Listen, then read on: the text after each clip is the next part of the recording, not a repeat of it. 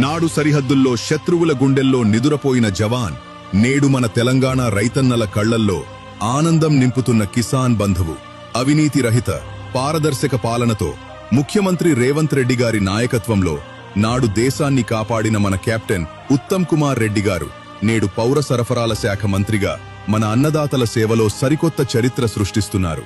చరిత్రలో ఎన్నడూ లేని విధంగా ఈ 2025-26 ఏడాదిలో ఏకంగా 150 లక్షల టన్నుల వరి కొనుగోలును అద్భుతంగా పూర్తి చేసింది మన రేవంత్ అన్న ప్రభుత్వం.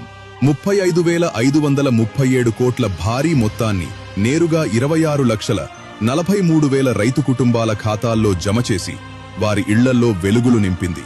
రాష్ట్ర వ్యాప్తంగా ఏర్పాటు చేసిన 8,575 కొనుగోలు కేంద్రాల ద్వారా రవాణా, మిల్లింగ్ మరియు కేవలం 48 నుంచి 72 గంటల్లోనే చెల్లింపులు పూర్తి చేస్తూ పక్కా ప్రణాళికతో పనిచేసింది. నాడు జవాన్గా దేశ రక్షణ, నేడు మంత్రిగా రైతు సంక్షేమం.